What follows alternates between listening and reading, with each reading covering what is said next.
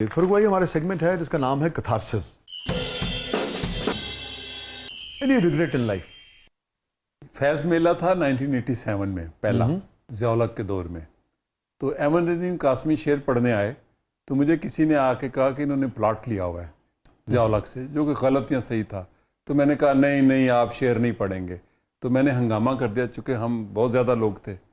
मुझे उसका आज तक रिग्रेट है और मैंने उनसे जाके माजरत भी नहीं की बाद में, जब मुझे रिग्रेट हो गया। और वो वाक़या बहुत मशहूर वाक़या है। जी हाँ, उनको मुशायरा नहीं पढ़ने दिया गया, पूरी हिंदुस्तान से भी शायर आए थे। मुझे रिग्रेट है कि मैंने अपने आप को, चूँकि मैं बड़ा फायरी किस्म का था, कि इन्होंने ज़िया-उल-हक से प्लॉट लिया है, जबकि नहीं था लिया हुआ। अगर लिया भी होता तो मुझे नहीं था करना चाहिए। और आपको जब ये पता लग गया कि नहीं लिया था तो फिर तो और ज़्यादा मुझे और ज़्यादा हुआ। और फिर मैं मिला, मुझे चाहिए था उनसे, मैं माफ़ी मांगता, चूँकि मैं मशहूर हूँ, लोगों से जाके मैं सॉरी करता हूँ। आज भी मैं लोगों से सॉरी कर लेता हूँ, मेरी कोई गलती हो। कई वाक़यात हैं मैंने सॉरी की तो उन्होंने कहा ज़िंदगी में 2 बंदों ने मेरे से माज़रत की, ऐसा मसूद उनमें एक हैं। तो मैंने कहा मैंने आपसे ये इख्तलाफ किया था, मैं गलत था, उन्होंने कहा छड़, मैं कहा नहीं, मैं सॉरी करूँगा लोगों के सामने ही। तो आई बिलीव इन सॉरी। मगर आपका ये कहना है, जो मैं समझ पाया, कि कासमी साहब से आपको मौका नहीं मिला सॉरी करने का? मुझे मौका नहीं, मुझे मिला, मेरी हिम्मत नहीं हुई माजरत करने की। मैं ये कहूँगा आखिरी सालों में मैं मिला उनको, मैं 1-2 बातें करने गया सोन वैली की, अभी उनके गांव भी होके आया हूँ। तो मैं ये कादिर हसन साहब ये सब हाँ, ये अंगा के हैं। तो मुझे माजरत कर देनी चाहिए थी। अच्छा, इसका डबल रिग्रेट है। हाँ, एक चीज़ बड़ी इंटरेस्टिंग है, मगर कासमी साहब को तो ये इल्म होगा ना कि भाई ये फरूक ने नारे लगाए, फरूक की वजह से ये हुआ। उनको नहीं था पता। अच्छा, उनको पता ही फरूक सिल गोइंदी, उसका ऐसा नोन ही नहीं था। अच्छा, उनके मुझे नहीं था कि अब किसने किया। पता चला कि एक शायरा थी, उसने कान में आके कहा था, क्योंकि वो उनके खिलाफ थी, अभी वो हयात है। तो उन्होंने कहा फरूक, उनको पता था हम बड़े ग्रुप में हैं, 200-400 बंदा हमारे साथ होता था, तो ये इन्होंने ज़िया-उल-हक से प्लॉट लिया है। तो उनकी आपस की लड़ाई थी।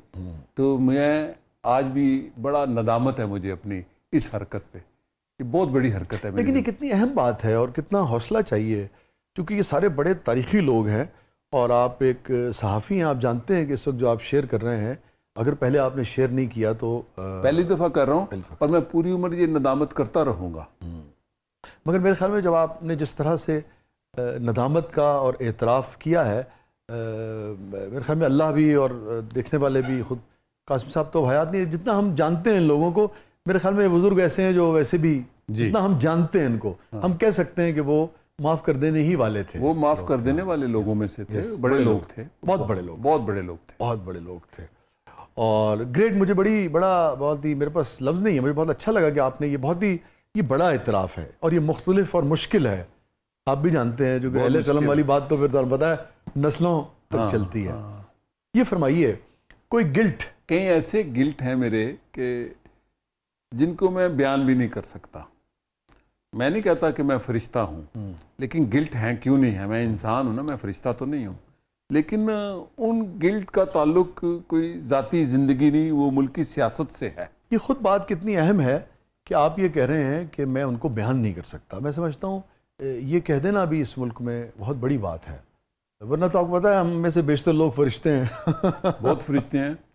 मतलब उनमें एक वाक़या है कि बेजी भुट्टो आई लाहौर 86 में, और उसके बाद उन्होंने एक मीटिंग की। तो बेजी भुट्टो कमरे से निकली तो हम लॉन में बैठे थे। तो वो कहने आई थी कि ये जुलूस क्यों नहीं कामयाब हुआ है। कहती मैं देखने आई पंजाब में क्या हो रहा है। तो मैंने कहा फांसी का फंदा तैयार हो रहा है आपके लिए। कहती क्या मतलब। मैं कहा ये आपके इर्द गिर्द सारे कातिल बैठे हैं। मुझे ये लफ्ज़ नहीं थे इस्तेमाल करने चाहिए, और वो रोती हुई अंदर चली गई। मुझे ये लफ्ज़ नहीं थे इस्तेमाल करने चाहिए, गो इसका नुकसान मुझे होता रहा।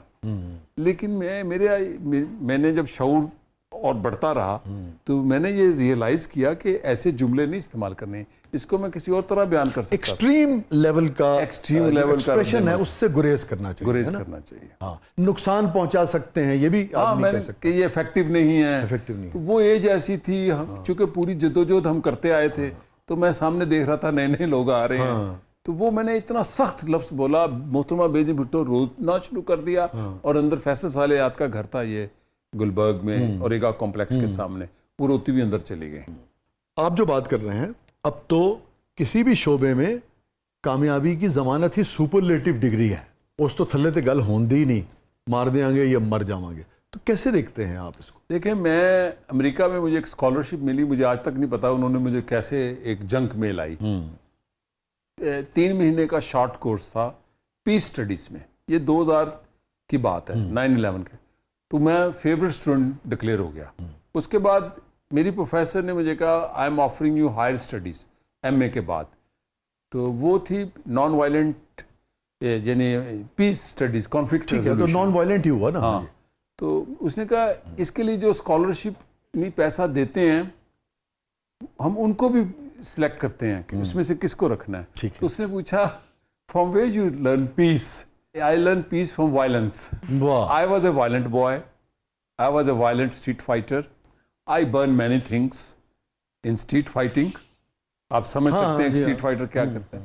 I born in a violent region. I born in a violent family. ہم لوگ violent ہیں نا سارے زبان کے بھی. میں نے اپنے شعور سے وائلنس کے خلاف پیس سیکھا از خود. She offered me, Louis Diamond اور پولا گرین, 2 پروفیسر ہیں, دنیا کی نمبر 1 ہے. انہوں نے مجھے 3 سال کا کورس دیا, اسکالرشپ دیا, دوبارہ امریکہ بلایا. میری کیس اسٹڈی بوسنیا تھی, مجھے بوسنیا بھیجا. تو یہ میں نے لرن کیا خود پڑھ کے اور مشاہدے میں. ایک واقعہ مجھے یاد آیا, مجھے ایک کیمپین کے لیے پیپلز پارٹی نے خوشاب بھیجا کہ بیزنی نے لانگ مارچ کرنا ہے نواز شریف کے خلاف, تو ہم نے پہنچنا ہے. میں بڑا فائری اوریٹر تھا, تو میں نے تقریر کی کہ ہم نے ہر صورت اسلام آباد جانا ہے. تو ایک بندے نے کہا میں جان دے دیتا ہوں. اس دن سے میں نے اپنی تقریر میں یہ لفظ ختم کر دیے کہ جان نہیں دینی. میں نے کہا میری وجہ سے اس کی جان, پولیٹیکل ورکر کا کیا کام ہے, میری وجہ سے اس کی جان چلی جائے گی. امریکہ میں میری پروفیسر نے ایک لفظ سے میری ساری ٹرمینالوجی انالوجی بدل دی. میں کہا we are fighting for democracy, یہ میں اکثر لکھتا ہوں. اس نے کہا wait Farooq, you are struggling for democracy. Fight is a terminology. اب میں نہیں کہتا ہم جمہوریت کے لیے لڑ رہے ہیں, ہم جمہوریت کے لیے جدوجہد. میں نے اپنے سارے کالم دیکھ لیں, پچھلے 30 سال میں نے کسی تحریر میں لڑنا نہیں لکھا. میں سمجھ گیا. اب آپ سمجھتے ہیں کہ پولیٹیکل لیڈرز کو, پولیٹیکل موومنٹس کو اپنے سلوگنز بناتے ہوئے, اپنی بات کرتے ہوئے نان وائلنٹ ایٹیچیوڈ اور نان وائلنٹ الفاظ کا استعمال کرنا چاہیے. So there is a difference between struggle and fighting. ٹھیک ہے نا, مر جانے میں, مار دینے میں اور قربانی دینے میں ایک فرق ہے. یہ چونکہ میں پڑھتا بہت تھا اور ٹریول کرتا. Very interesting. لیکن کہیں ایسا تو نہیں ہے کہ ویسٹ اس قسم کے کورسز, اس قسم کی چیزیں اس لیے ڈیزائن کرتا ہو کہ جہاں آپ کو اپنے حق کے لیے, ریولوشن کے لیے ضرورت ہوتی ہے انسانی یعنی کہ قربانیوں کی, اور ان کو آپ اس طرف لگا دیں. چونکہ سب کچھ آپ کا شو لمبا ہو جائے گا, اس کا جواب میرے پاس نہیں. میرا سوال ہے امپورٹنٹ کہ نہیں, میں سن گیا ہوں. میں نہیں کہہ رہا کہ کانسپریسی تھیوری ہے. نہیں, آپ صحیح کہہ رہے ہیں, میں آپ کا سوال ہی سمجھ. اسی تعلیم کے دوران مجھے چننا ایک بندے نے, ڈیوڈ ہیسٹراگ اس کا نام ہے, اس کے بدن پہ گولیوں کے نشان تھے, امریکی گولیوں کے. ویتنام کے خلاف اس نے جلوس نکالے تھے جنگ. ہم نے ایک بنائی نان وائلنٹ پیس فورس. مجھے اس میں چنا, میں نے نہیں بنائی. اس میں حسینہ واجد تھی, گاندھی کی پوتی تھی. یہ 2005 کی بات. میں اس فاؤنڈنگ آرگنائزیشن, آج بھی نیٹ پہ جا کے پڑھ لیں, NP نان وائلنٹ پیس فورس, اس کا میں ممبر بن گیا, فاؤنڈنگ ممبر. پھر میں اس کی ایگزیکٹو کمیٹی میں آ گیا. $1 ملین کے پروجیکٹ. پھر اس کا کینیا میں میٹنگ ہوئی, میں الیکٹڈ چیئرمین ہو گیا. میرے ملک میں دہشت گردی ہو رہی تھی, جو آپ نے بات کی. تو میں نے کہا یہ جو بندہ ہمارا ڈائریکٹر ہے, یونائٹڈ نیشن کا ڈپٹی سیکرٹری تھا, وہ جاب لینے کے لیے میں نے اس کو پاس کیا. تو میں نے کہا یہ سارے پروجیکٹ ادھر جا رہے ہیں جہاں امریکہ کے مفادات ہیں. یہ جارجیا جا رہا ہے, یہ Guatemala, why not Pakistan.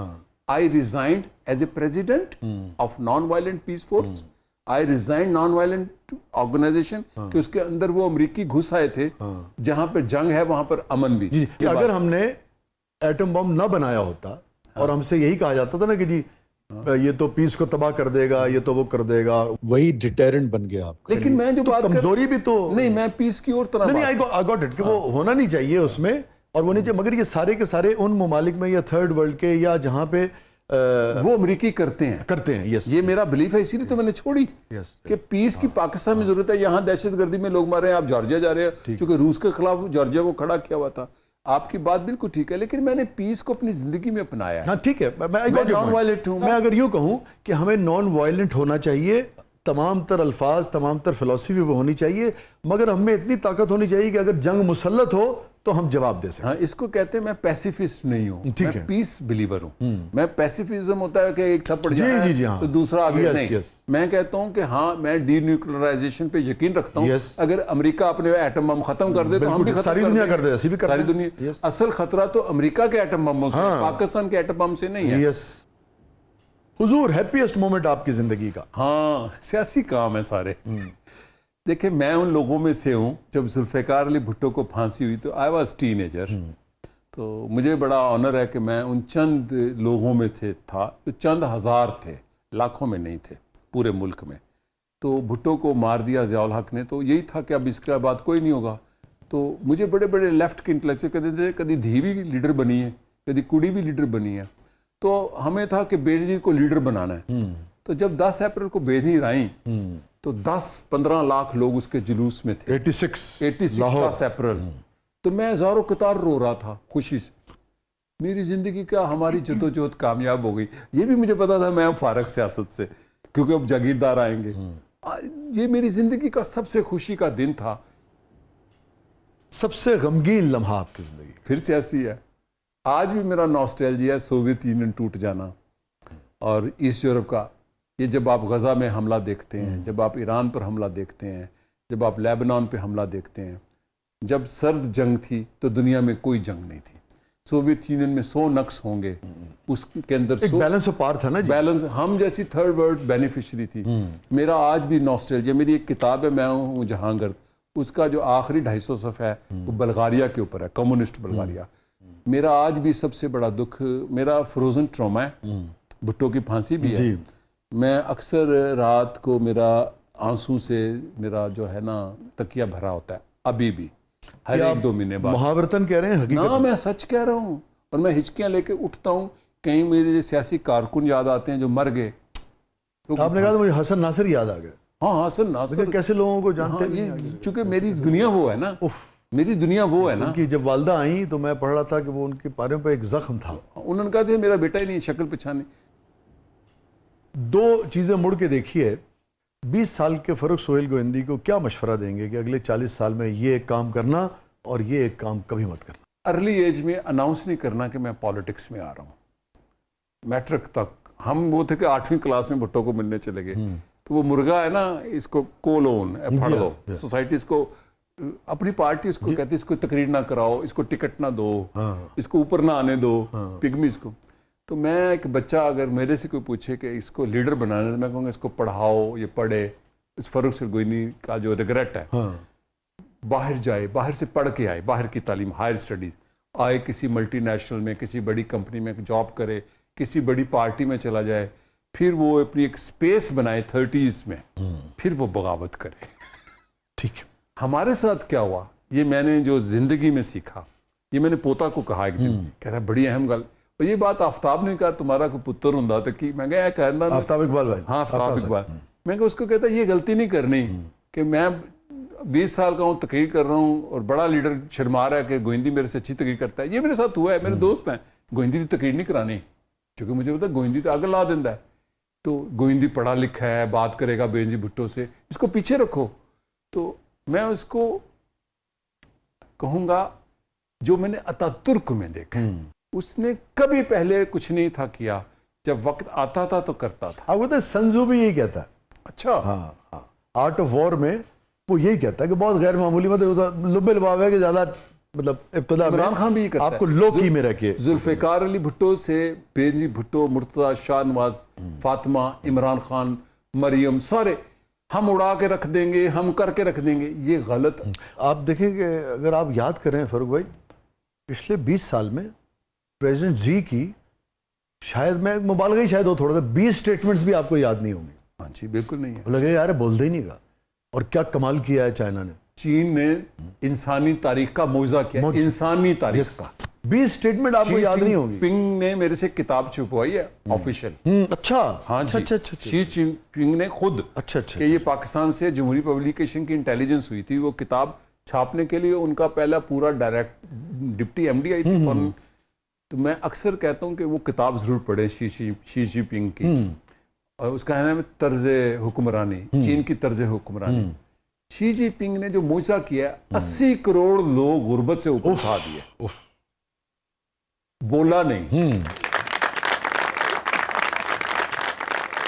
Thank you so much, आपने वक्त निकाला। यकीनन लोगों ने न सिर्फ लुत्फ लिया होगा बल्कि उनको भी बहुत कुछ नया सीखने और जानने को मिला होगा। Thank you so much. आपका शुक्रिया, आपने बड़ा शानदार प्रोग्राम किया। बल्कि शायरी का तो मदा था आज को, मैंने आज के बाद मैं ये भी मान गया हूँ कि आप कमाल प्रोग्राम करते हैं। थैंक यू सो मच, बड़ा कॉम्प्लीमेंट है फारूक भाई। आप जैसे सीनियर सियासतदान और तारीख दान और फ़लसफ़ी और अदीब के हवाले से ये हमारे लिए बड़ा कॉम्प्लीमेंट है। Thank you so much, thank you so much. Of course साफ़ी आवाज़ में इतने सारे पहलू हैं आपकी शख्सियत के जो सारे गिनवाए भी नहीं जा सकते। आखिर में अगर मैं जाते जाते पूछूं, ज़िंदगी क्या है आपके नज़दीक? सारे तजुर्बात के बाद आप देखें तो कोई एक चीज़ जो आपने ज़िंदगी से नेगेटिव सीखी होगी, ज़िंदगी में ये नेगेटिव हासिल हुआ सबक, और एक चीज़ जो बहुत पॉजिटिव हासिल हुई? देखिए, ज़िंदगी जो है ना जद्दोजहद है। मनफी तजुर्बा क्या रहा? मेरा मनफी तजुर्बा कोई नहीं है ज़िंदगी का। ठीक है, मैं मुस्बित आदमी हूँ। Thank you so much, thank you so much. और फारूक साहब जो बात कर रहे थे कि ज़िंदगी जद्दोजहद है, इनके नज़दीक एक तवील तजुर्बे के बाद और इतना कुछ करने के बाद, तो मुझे फैज़ साहब याद आ गए। वो उन्हीं के शेर पर प्रोग्राम का अख्ताम करते हैं। और फैज़ साहब, USSR और फारूक साहब, इन लोगों में बहुत सारी चीज़ें जो हैं वो कॉमन भी हैं, कम्युनिज़म भी, सोशलिज़म भी, और बहुत कुछ जो मुआशरे को बदल देने की ख्वाहिश, मुनसिफाना मुसावियाना तकसीम मुआशरे में दौलत की और पैदावार की, वही सब कुछ जो सारा है। फारूक भाई, फैज़ साहब ने फरमाया कि फैज़ थी राह सर बसर मंजिल, फैज़ थी राह सर बसर मंजिल, हम जहाँ पहुँचे कामयाब आए। वाह वाह वाह, तो मंजिल कोई चीज़ नहीं है, जद्दोजहद ही मंजिल है, जद्दोजहद ही को मंजिल होना चाहिए।